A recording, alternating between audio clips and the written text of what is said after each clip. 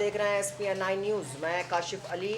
प्रधानमंत्री नरेंद्र मोदी 2014 के बाद प्रधानमंत्री बनते हैं तो वो कहते हैं कि भारत में अच्छे दिन आएंगे। बहरहाल 2019 आ चुकी है, लोकसभा चुनाव भी नज़दीक आ चुके हैं और 5 साल मोदी सरकार के पूरे होने वाले हैं, लेकिन अभी भी लोगों को अच्छे दिनों का इंतज़ार है।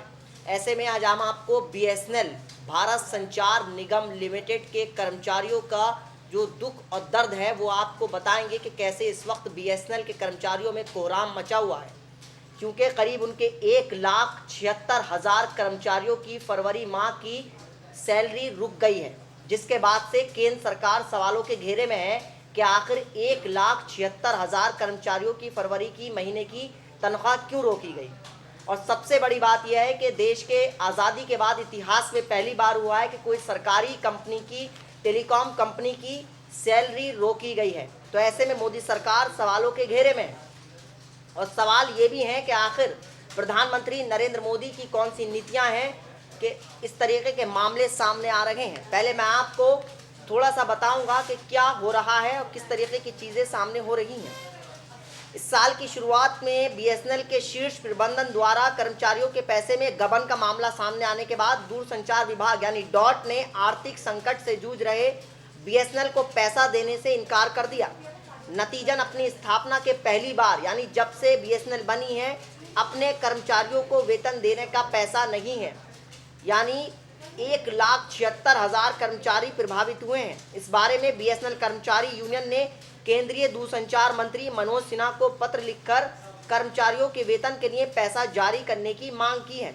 हालांकि खबरें ये भी आ रही हैं कि होली से पहले इनका वेतन दे दिया जाएगा, लेकिन सवाल ये खड़ा हो रहा है कि प्रधानमंत्री नरेंद्र मोदी की ऐसी कौन सी नीतियां हैं जिसको लेकर हर सरकारी विभाग जो है वो सवालों के घेरे में है, क्योंकि BSNL एक सरकारी कंपनी है। हालांकि सोशल मीडिया पर लोग तरह तरह की बातें कर रहे हैं कि अपने जियो को फ़ायदा पहुंचाने के लिए BSNL के जो सरकारी कंपनी है उसको नुकसान पहुंचाया जा रहा है।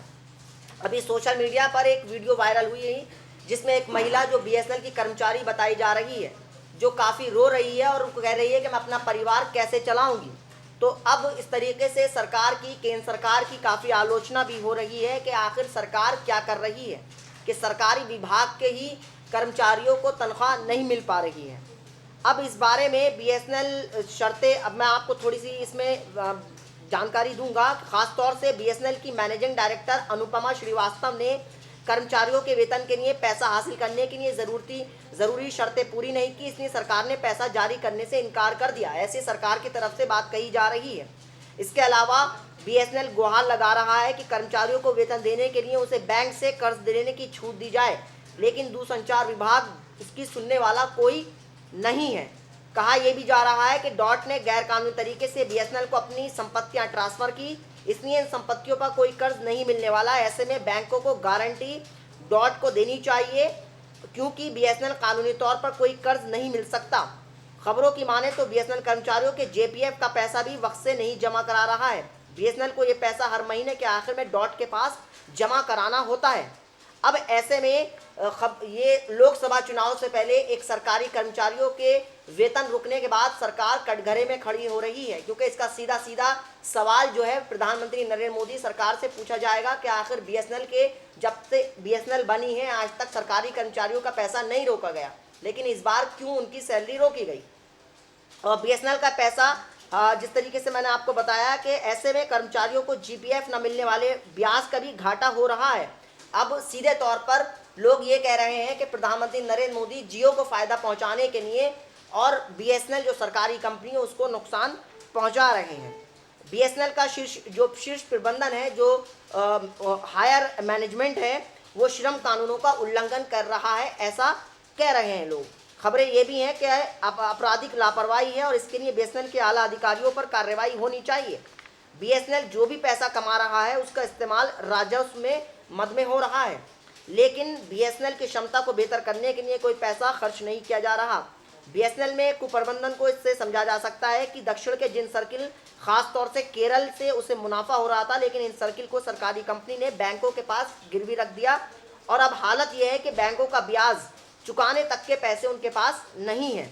और देश की सबसे बड़ी सरकारी संचार कंपनी के अफसरों का कहना है कि एक तरफ तो सीएमडी सार्वजनिक तौर पर बीएसएनएल पर उबारने की योजना और इंफ्रास्ट्रक्चर पर विरोध की बात करती हैं, लेकिन होता बिल्कुल उलट है।